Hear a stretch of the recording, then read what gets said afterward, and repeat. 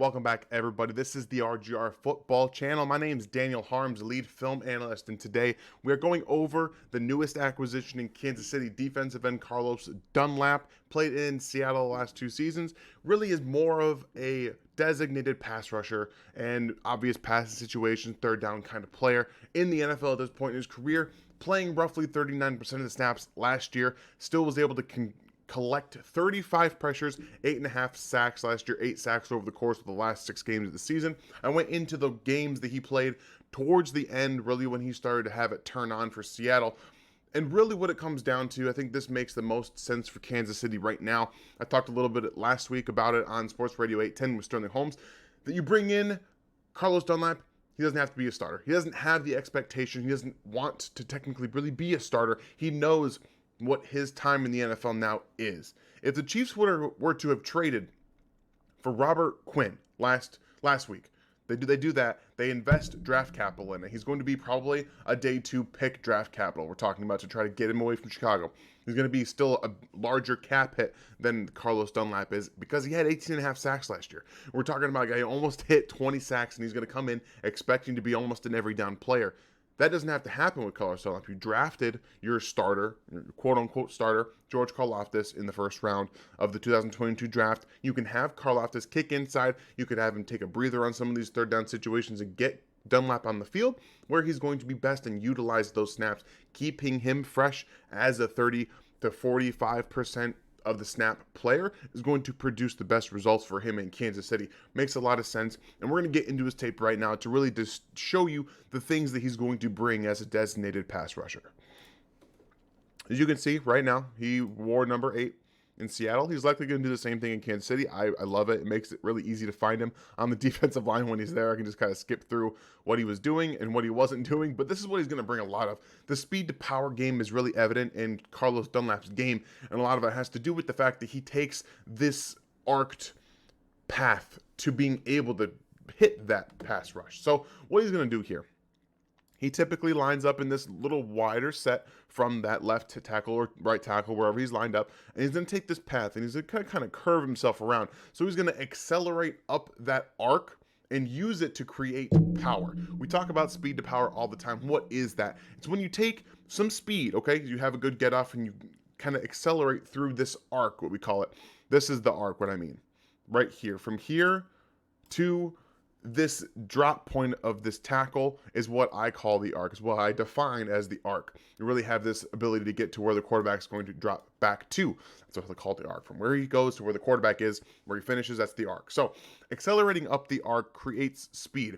So how do you generate that? So you really kind of coil a little bit. When you have a guy who has a good first step and a good acceleration around that arc, you kind of get to that meeting spot here, and then you can use your arms and kind of use all that acceleration and speed that you've built up and generate it into the tackle. So you're using your arms, locating them properly, and power and accelerating through that pass rush move. So that's exactly what he's going to do right here. And again, a good job of accelerating around that arc. You're going to see him take a little bit of a arced path as well right there. He doesn't go directly to the tackle. He does a very good job of staying straight and keeping, really kind of making the tackle get to him.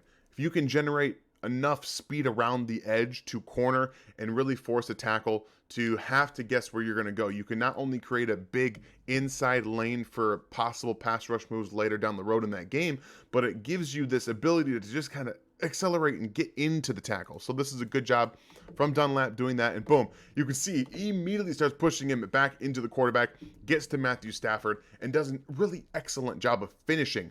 This is something that he did last year towards the end of the season.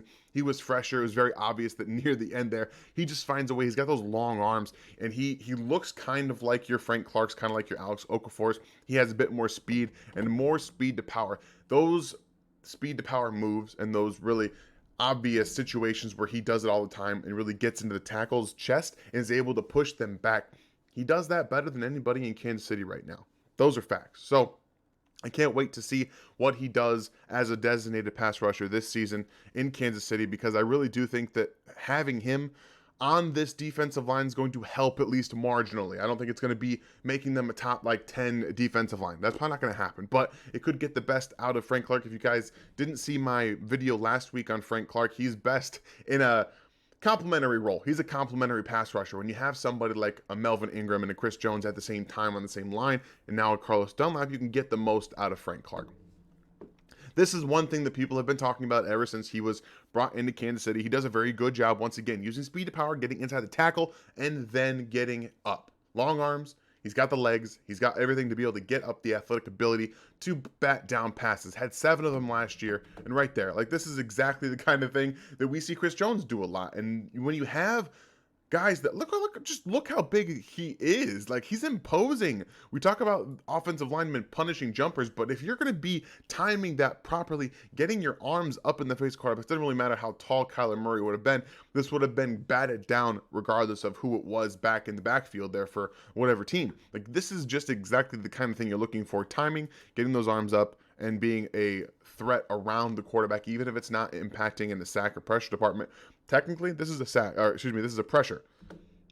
And then it's a pass defense. So again, Carlos Dunlap, you're going to notice the speed to power off the edge, getting inside that left tackle, pushing him into the backfield, and timing properly. Boom, right there. Look at this. Just accelerates, extends, and gets through him. Notices the ball's coming up, getting out, and he does a good job of just closing, doing what he can do, right? Like, at the end of the day, that's all you can do. It's all you can hope for as a defensive end. Use that speed, that Oh, we had a little bit of a flip there. Let's get back to that clip, because that was really interesting. So right here, here's Carlos Dunlap off the edge. Boom, acceleration, get into, and that, again, that's what I was talking about in that very first clip. When you have that first step explosive ability, you can take advantage of what you're given. So the tackle over sets here, really this vertical set from the tackle. He's going right in the backfield, okay? So he's coming right there. Carlos sees it. I see a gigantic gap across. It's Nick Foles. You don't necessarily have to worry about him getting outside the pocket and running away from you or even coming back this way. So Dunlap sees that and he adjusts properly, coming right inside, just taking the tackle, shoving him with his inside hand or his outside hand, shoving him inside and getting in there for the sack. So a guy who is a multiple type of rusher. He can see, again, just kind of extends and gets Larry Borum moving out that way, and then it closes on Nick Foles. So he's going to have a multitude of ways of getting at quarterbacks, whether it's coming outside. And one thing that I noticed from the games that I watched is there was a lot of chipping, not just from, tight ends over here, but they would bring a wide receiver in to chip Carlos Dunlap a lot. He had to go around tight ends, wide receivers, running backs, all that kind of stuff to facilitate, because he was a very good pass rusher, consistently getting in the backfield, affecting the passing game, and just look how he closes. That's a very quick win. It's a very quick close. Like, he just did a very good job of closing, something we haven't seen a whole lot of from the time that he gets into this chest of the tackle to the time he closes. It's like a second, just over a second plus. Like, that's awesome. He does a good job here of adapting to the situation that's presenting himself. Again, Cole Kmet's going to chip him right here, is what I was just talking about. And then he's going to adjust his rush path. So he's like, okay, I'm going to come inside now on the guard. I'm going to take him. I'm going to throw him around. I'm going to get inside. I'm going to do what I can. He's just finding ways to get after the quarterback. So the way that he can adjust his game on the fly really speaks to the level of mental understanding he has of, look, I'm here on the field. I know that now I have the quickest way of getting to the quarterback. If I'm going to be pushed into the interior, I can find ways around that. So especially changing your change of direction, getting your change of direction on snow it's not easy to do. Even with cleats, it's extremely hard. You slip around and do this stuff. He's got really sure feet, and his footwork, he doesn't have issues with balance. He has a very good understanding of his body, his weight distribution. All of that is really, really good. So Carlos is going to bring a very nice addition to this. Think of it as Alex Okafor plus. Really what I would define it as. Alex Okafor plus, a guy who's not going to play a ton of snaps in terms of every down running and passing situations, but every once in a while you saw Alex Okafor get a pressure or win quickly. He's going to bring that a little bit more in specific situations on this team in Kansas City this year than Alex Okafor did over the course of his career in Kansas City. So I'm definitely excited about what he can bring. And again, the speed, the power, and really when we talk about this defensive line, really it's big guys, and they don't have much first step acceleration. They don't have much acceleration after that. Chris Jones is the guy that is quick, he's fast, he can do all that, and he can consistently win. There's nobody else on this defensive line, maybe Tershawn Wharton to an extent, that can actually take advantage of those physical traits and those acceleration tactics to do that. He has excellent hand location too. Once again, he kind of slips there, but we're going right back to that speed to power. Like, he's boom, he can bully, he can find ways to disengage. He can get inside. He can get outside. He can come from outside to inside, and he can really set up tackles. But again, he gets inside DJ Humphries right here. Just excellent job of forklifting and pushing off, accelerating, locating the quarterback in the football, and then closing on Kyler Murray, who's not an easy guy to bring down when he's trying to get outside the pocket.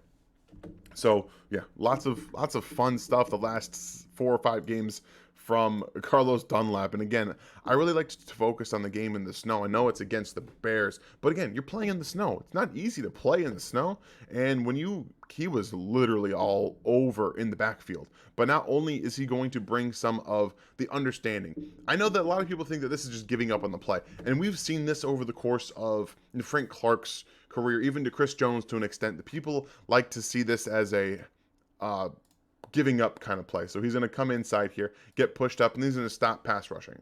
He just pretty much stops. He locates the football, and then he tries to get his hands up, okay?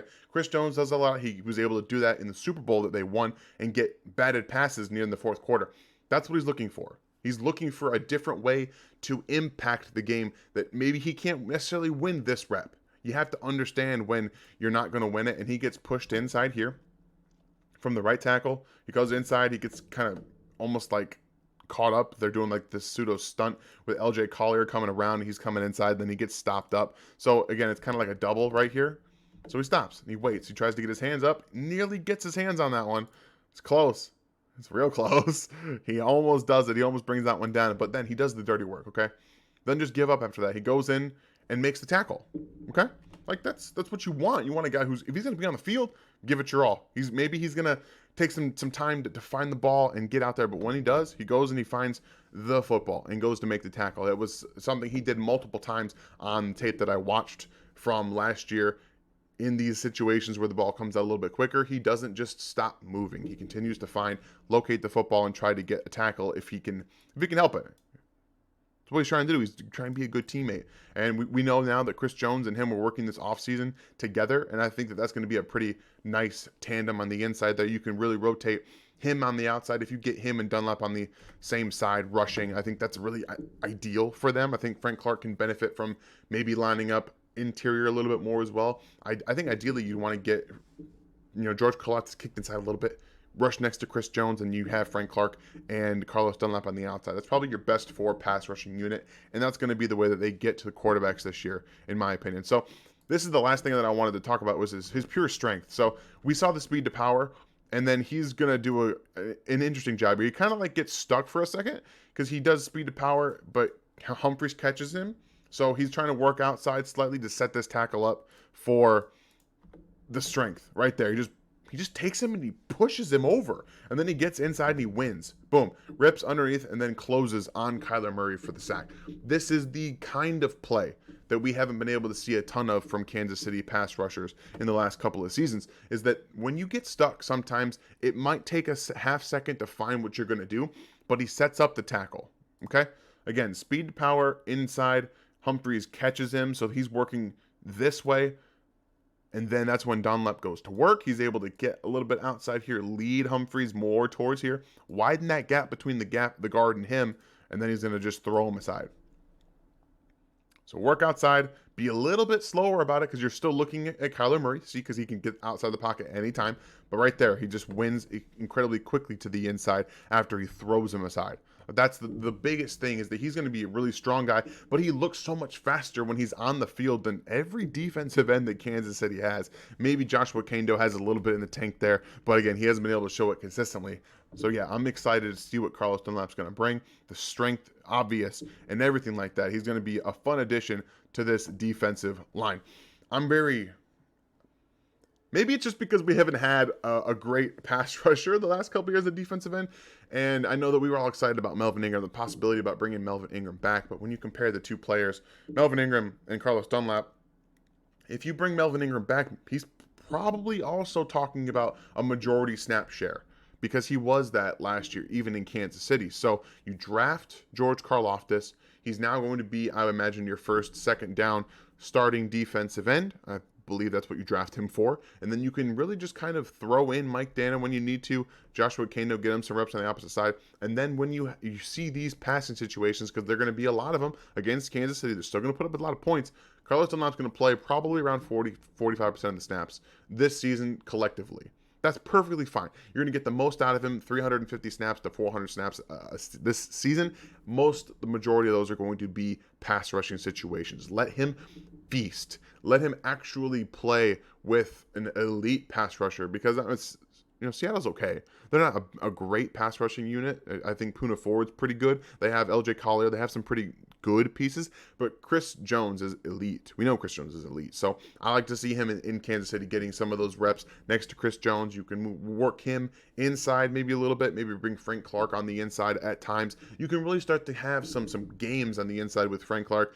Chris Jones, George Karlaftis, I think that it's best to leave Carlos Dunlap out there. But again, I know that I've said it a couple times already, but I'm pretty excited about the possibilities with the defensive line this year, keeping Chris Jones on the interior, not a defensive end, and having a supplemental pass rush player in Carlos Dunlap who's going to be able to generate pressures and get home and collect some sacks. That's the biggest thing. Get home, collect. We saw pressures kind of rack up last year, but they were unable to close, especially in the AFC Championship game. They could not close on Joe Burrow. Carlos Dunlap can close on any of these quarterbacks. Doing it against Kyler Murray is impressive enough. He can do it against Joe Burrow. So I hope you guys enjoyed this inside look at the newest member of Chiefs Kingdom, Carlos Dunlap. He's going to wear 8 this season on the defensive end line, and I'm excited. I think that's going to bring a lot of spice. It's going to be a lot of energy, and I think that he's going to add an exceptional element that they desperately needed this season. Make sure you hit that like, hit the bell, and the sub notification. Give me a total sack number that you think that Carlos Dunlap is going to have this season. Put them in the comments section.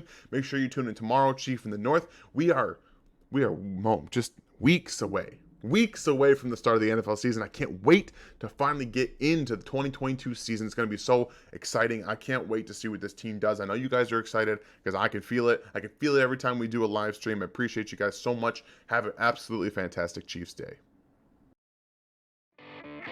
Thanks for watching this video from the team at RGR Football. Click these videos to see more and subscribe to RGR Football.